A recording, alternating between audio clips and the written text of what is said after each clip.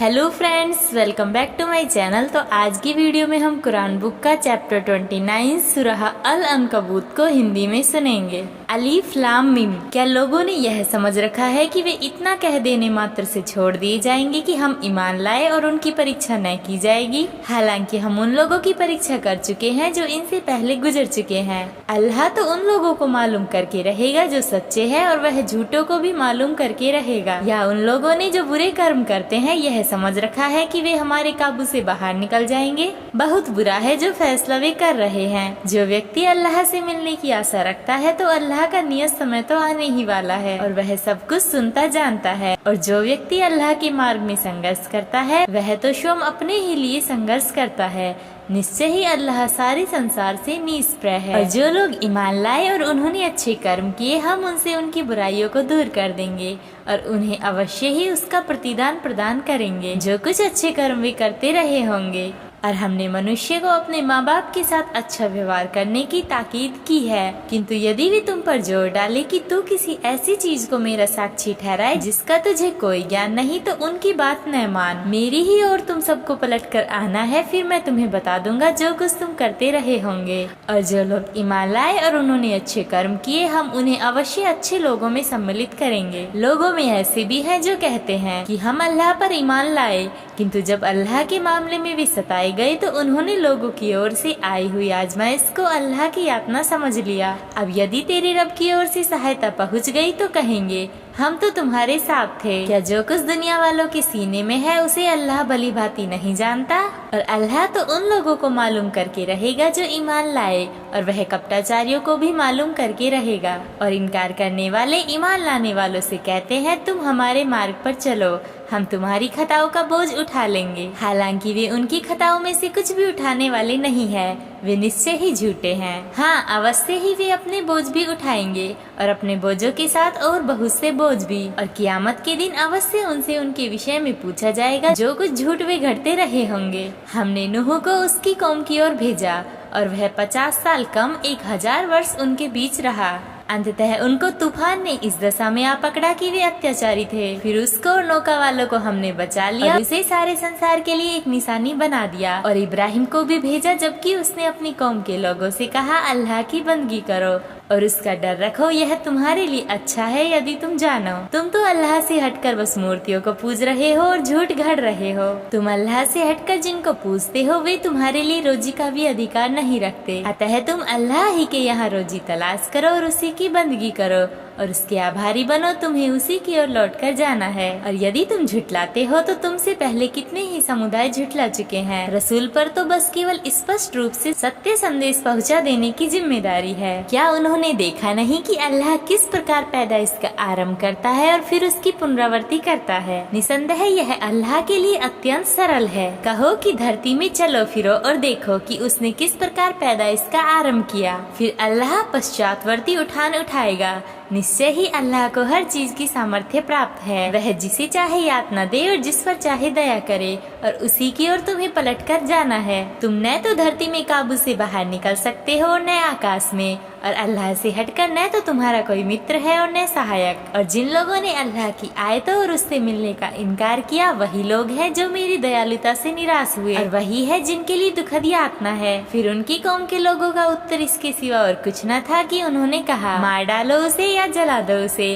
अंततः अल्लाह ने उसको आग से बचा लिया। निश्चय ही इसमें उन लोगों के लिए निशानियां हैं जो ईमान लाए। और उसने कहा अल्लाह से हटकर तुमने कुछ मूर्तियों को केवल सांसारिक जीवन में अपने पारस्परिक प्रेम के कारण पकड़ रखा है। फिर क्यामत के दिन तुम में से एक दूसरे का इनकार करेगा और तुम में से एक दूसरे पर लानत करेगा। तुम्हारा ठोर ठिकाना आग है और तुम्हारा कोई सहायक न होगा। फिर लूत ने उसकी बात मानी और उसने कहा निसंदेह मैं अपने रब की ओर हिजरत करता हूँ। निसंदेह वह अत्यंत प्रभुत्वशाली तत्वदर्शी है। और हमने उसे इसहाक और याकूब प्रदान किए और उसकी संतति में नबूवत अर्थात पैगम्बरी और किताब का सिलसिला जारी किया। और हमने उसे संसार में भी अच्छा प्रतिदान प्रदान किया, और निश्चय ही वह आखिरत में अच्छे लोगों में से होगा। और हमने लूत को भेजा, जबकि उसने अपनी कौम के लोगों से कहा तुम जो वह अश्लील कर्म करते हो जिसे तुमसे पहले सारे संसार में किसी ने नहीं किया, क्या तुम पुरुषों के पास जाते और बटमारी अर्थात लूटपाट करते हो और अपनी मजलिस अर्थात सभाओं में बुरा कर्म करते हो? फिर उसकी कौम के लोगों का उत्तर बस यही था कि उन्होंने कहा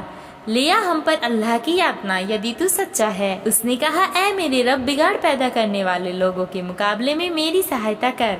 हमारे भेजे हुए जब इब्राहिम के पास सब सूचना लेकर आए तो उन्होंने कहा, हम इस बस्ती के लोगों को विनष्ट करने वाले हैं।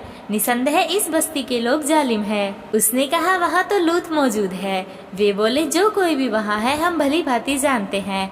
हम उसको और उसके घर वालों को बचा लेंगे सिवाय उसकी स्त्री के। वह पीछे रह जाने वालों में से है। जब यह हुआ कि हमारे भेजे हुए लूत के पास आए तो उनका आना उसे नागवार प्रतीत हुआ और उनके प्रति दिल को तंग पाया। किंतु उन्होंने कहा, डरो मत और न शोका कुल हो, हम तुम्हें और तुम्हारे घर वालों को बचा लेंगे सिवाय तुम्हारी स्त्री के। वह पीछे रह जाने वालों में से है। निश्चय ही हम इस बस्ती के लोगों पर आकाश से एक यातना उतारने वाले हैं, इस कारण कि वे बंदगी की सीमा से निकलते रहे हैं। और हमने उस बस्ती से प्राप्त होने वाली एक खुली निशानी उन लोगों के लिए छोड़ दी जो बुद्धि से काम लेना चाहे। और मद्यन की ओर उनके भाई सुएब को भेजा। उसने कहा, ऐ मेरी कौम के लोगों, अल्लाह की बंदगी करो और अंतिम दिन की आशा रखो और धरती में बिगाड़ फैलाते मत फिरो। किंतु उन्होंने उसे झुठला दिया। अंततः भूकंप ने उन्हें आ लिया और वे अपने घरों में औंधे पड़े रह गए। और आद और समुद को भी हमने विनष्ट किया। उनके घरों और बस्तियों के अवशेषों से तुम पर स्पष्ट हो चुका है। शैतान ने उनके कर्मों को उनके लिए सुहाना बना दिया था और उन्हें सम्मार्ग से रोक दिया। यद्यपि वे बड़े तीक्ष्ण स्पष्ट वाले थे। और कारून और फिरौन और हामान को हमने विनष्ट किया। मूसा उनके पास खुली निशानियां लेकर गया, किंतु उन्होंने धरती में घमंड किया, हालांकि वे हमसे निकल जाने वाले न थे। अंततः हमने हर एक को उसके अपने गुनाह के कारण पकड़ लिया। फिर उनमें से कुछ पर तो हमने पथराव करने वाली वायु भेजी और उनमें से कुछ को एक प्रचंड चित्कार ने आ लिया। और उनमें से कुछ को हमने धरती में ढसा दिया और उनमें से कुछ को हमने डुबो दिया। अल्लाह तो ऐसा न था कि उन पर जुल्म करता, किंतु वे स्वयं अपने आप पर जुल्म कर रहे थे। जिन लोगों ने अल्लाह से हटकर अपने दूसरे संरक्षक बना लिए हैं, उनकी मिसाल मकड़ी जैसी है जिसने अपना एक घर बनाया। और यह सच है कि सब घरों से कमजोर घर मकड़ी का घर ही होता है। क्या ही अच्छा होता कि वे जानते। निसंदेह अल्लाह उन चीजों को भली भांति जानता है जिन्हें ये उससे हटकर पुकारते हैं। वह तो अत्यंत प्रभुत्वशाली तत्वदर्शी है। ये मिसालें हम लोगों के लिए पेश करते हैं, परंतु इनको ज्ञानवान ही समझते हैं। अल्लाह ने आकाश और धरती को सत्य के साथ पैदा किया। निश्चय ही इसमें ईमान लाने वालों के लिए एक बड़ी निशानी है। उस किताब को पढ़ो जो तुम्हारी और प्रकाशना के द्वारा भेजी गई है और नमाज का आयोजन करो। निसंदेह नमाज अश्लीलता और बुराई से रोकती है और अल्लाह को याद करना तो बहुत बड़ी चीज है। अल्लाह जानता है जो कुछ तुम रचते और बनाते हो। और किताब वालों से बस उत्तम रीति से ही वाद विवाद करो। रहे वे लोग जो उनमें जालिम है, उनकी बात दूसरी है। और कहो, हम ईमान लाए उस चीज पर जो अवतरित हुई और तुम्हारी ओर भी अवतरित हुई। और हमारा पूज्य और तुम्हारा पूज्य अकेला ही है और हम उसी के आज्ञाकारी हैं। इसी प्रकार हमने तुम्हारी ओर किताब अवतरित की है। जो जिन्हें हमने किताब प्रदान की है वे उस पर ईमान लाएंगे। उनमें से कुछ उस पर ईमान ला भी रहे हैं। हमारी आयतों का इनकार तो केवल न मानने वाले ही करते हैं। इससे पहले तुम न कोई किताब पढ़ते थे और न उसे अपने हाथ से लिखते ही थे। ऐसा होता तो ये मिथ्यावादी संदेह में पड़ सकते थे। नहीं, बल्कि वे तो उन लोगों के सीनों में विद्यमान खुली निशानियां हैं जिन्हें ज्ञान प्राप्त हुआ है। हमारी आयतों का इनकार तो केवल जालिम ही करते हैं। उनका कहना है कि उस पर उसके रब की ओर से निशानियां क्यों नहीं अवतरित हुई। कह दो, निशानियां तो अल्लाह ही के पास है। मैं तो केवल स्पष्ट रूप से सचेत करने वाला हूँ। क्या उनके लिए यह पर्याप्त नहीं है कि हमने तुम पर किताब अवतरित की जो उन्हें पढ़कर सुनाई जाती है।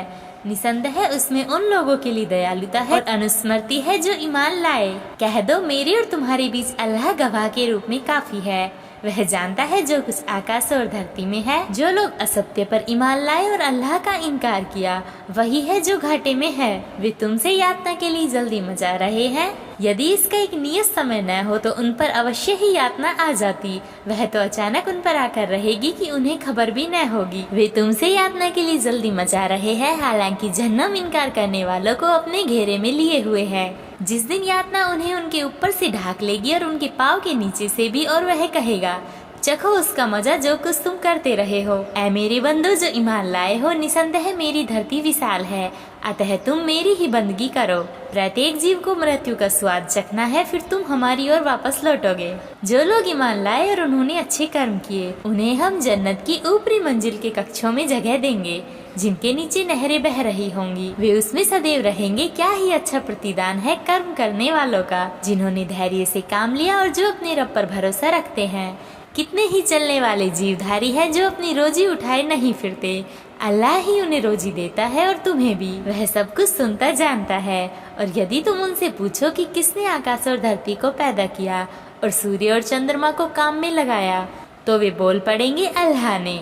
फिर वे किधर उल्टे फिरे जाते हैं। अल्लाह अपने बंदों में से जिसके लिए चाहता है आजीविका विस्तीर्ण कर देता है और जिसके लिए चाहता है नपीतुली कर देता है। निसंदेह अल्लाह हर चीज को भली भांति जानता है। और यदि तुम उनसे पूछो कि किसने आकाश से पानी बरसाया फिर उसके द्वारा धरती को उसके मुर्दा हो जाने के पश्चात जीवित किया, तो वे बोल पड़ेंगे अल्लाह ने। हो सारी प्रशंसा अल्लाह ही के लिए है, किंतु उनमें से अधिकतर बुद्धि से काम नहीं लेते। और यह सांसारिक जीवन तो केवल दिल का बहलावा और खेल है। निसंदेह पश्चातवर्ती घर का जीवन ही वास्तविक जीवन है। क्या ही अच्छा होता कि वे जानते।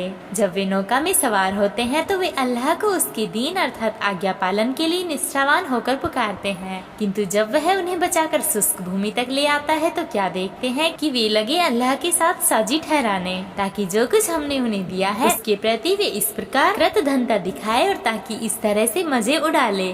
अच्छा, तो वे शीघ्र ही जान लेंगे। क्या उन्होंने देखा नहीं कि हमने एक शांति में हरम बनाया, हालांकि उनके आसपास से लोग उचक लिए जाते हैं। तो क्या फिर वे असत्य पर ईमान रखते हैं और अल्लाह की अनुकंपा के प्रति कृतज्ञता दिखलाते हैं? उस व्यक्ति से बढ़कर जालिम कौन होगा जो अल्लाह पर थोप कर झूठ गढ़े या सत्य को झुठलाए जबकि वह उसके पास आ चुका हो। क्या इनकार करने वालों का ठोर ठिकाना जन्नम में नहीं होगा? रहे वे लोग जिन्होंने हमारे मार्ग में मिलकर प्रयास किया, हम उन्हें अवश्य अपने मार्ग दिखाएंगे। निसंदेह अल्लाह सुकर्मियों के साथ है।